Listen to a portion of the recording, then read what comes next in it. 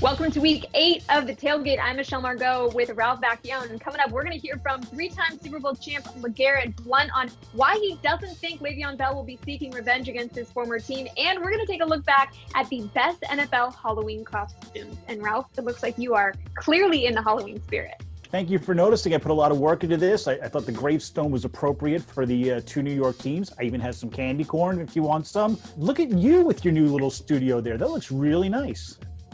I sense some sarcasm. Do you not like my college frat dorm room backdrop? No, I love it. That's totally my style. This is not my style at all. I needed to change it up a little bit. I was hoping that just based on my superstitions that maybe it would get us some wins. Yeah, like that'll help. All right, we're going to start today's show with a new segment called 5 Seconds of Flattery, where you have 5 seconds to give a compliment or say something nice about the person, place, or thing. You ready, Ralph? Yeah, but that is so not my brand, being nice. I don't know that I can handle that.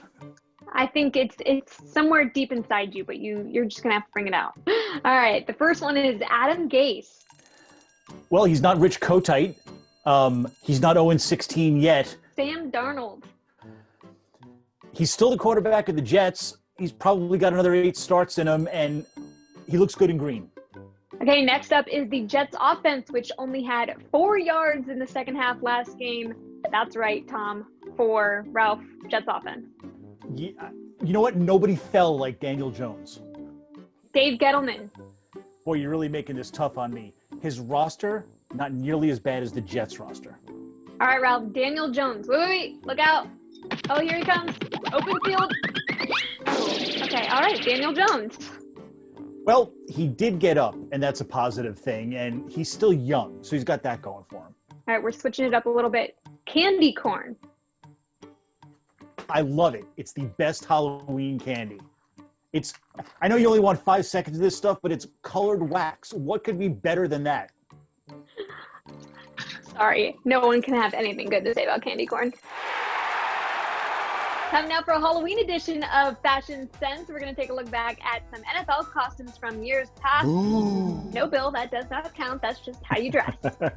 First up, it is Daniel Jones, who dressed up as Woody from Toy Story last year. Yeah, see, he doesn't quite pull it off, though, because Woody's kind of a little bit more coordinated than him. And Daniel, look at him. He's there he goes. He's trying, and no, he falls again. See, he just can't be a coordinated puppet. Oh, did you see what's on the bottom of his foot? Instead of saying Andy, it says Joe Judge. That's good. I like that. Jones' teammate, Golden Tate, kills it with his family every year.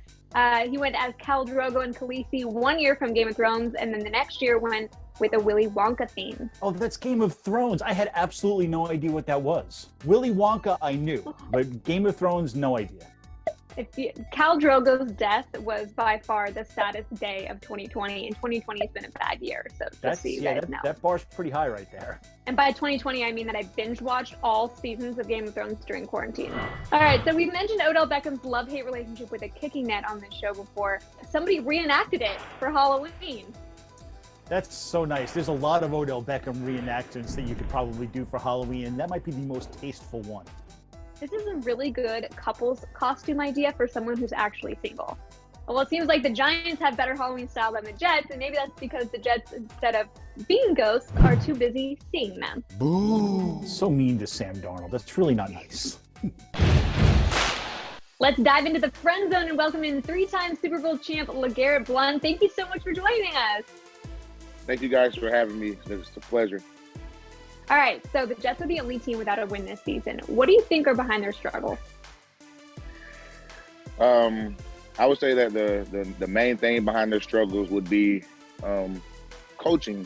I just don't think that they have the right coaches. I don't think that they have the right quarterback. I think they're not that good at draft. I don't think they're that good at drafting. I feel like they have a top 5 or 10 pick every year, and they just make the wrong decision every time. Unfortunately, we've got a lot of problems here in New York because the other team in New York isn't much better. They do have 1 win, but what do you see is wrong with the Giants? They've been losing a lot over the last 3 or 4 years too.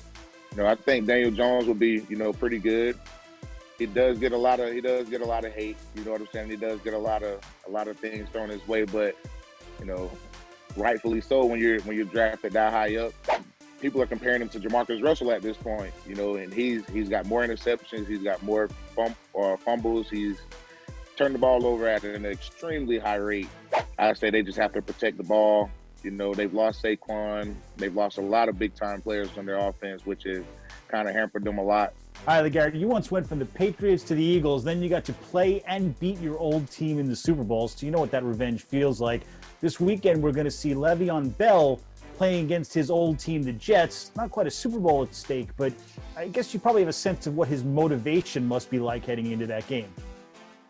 Oh, yeah. Well, for me, it was bittersweet because I had been with the Patriots for a few years. I had grown to, love, Bill, RK, the organization. For Le'Veon, I don't ever think he ever loved anything about the New York Jets. I just kind of think he probably signed there because, they respected him money-wise. I don't know if there's any hard feelings or any ill will towards the Jets because he didn't play well. He was kind of injured here and there, back and forth.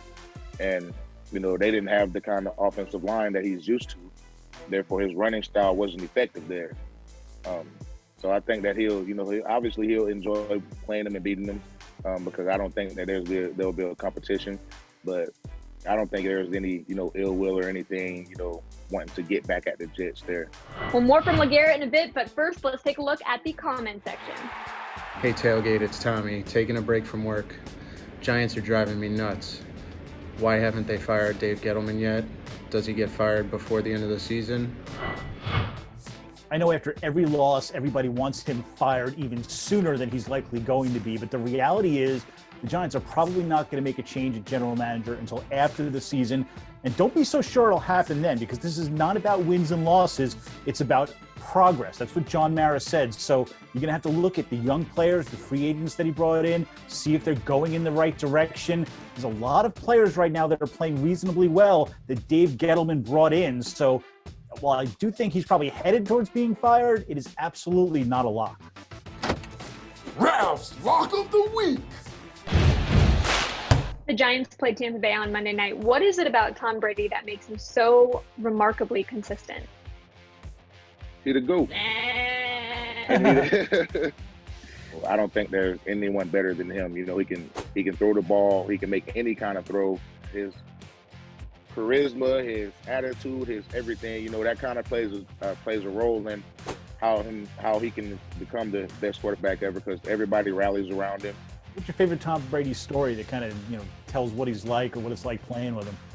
After he won the Super Bowl, my very first one, the Super Bowl 49. He beat one of the offensive linemen that I've seen, chug a few beers. He beat one of them in a beer drinking contest. Wow. So, 12 ain't that, he's not if you look at him, he ain't like ripped or anything, but you guys have seen the combine picture. He still looks like that with his shirt off.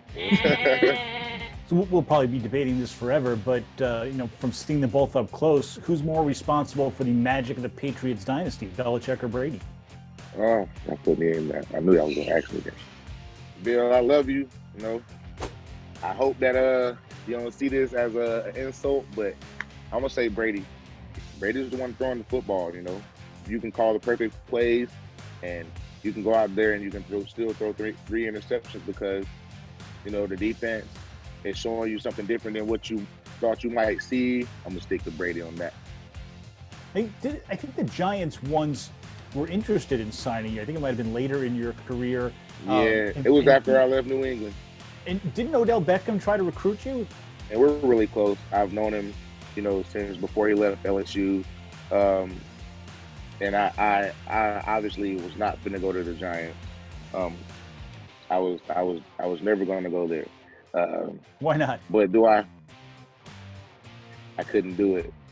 I was used to winning, I was used to playing on a team that can compete with any other team. It just wasn't the right place for me. All right. Well, LeGarrette, thank you so much for your time. We really appreciate it. Thank you, Michelle. I really, really appreciate it. Well, that's it for this week's Tailgate. Thank you again to LeGarrette Blount. You can find him on Twitter at LG. Really, Ralph? Yeah, these are great. I'm telling you, it's the best thing that America makes. You can find LeGarrette Blount on Twitter at LG_Blount. For Ralph Vacchiano, I'm Michelle Margaux, and we'll see you next week.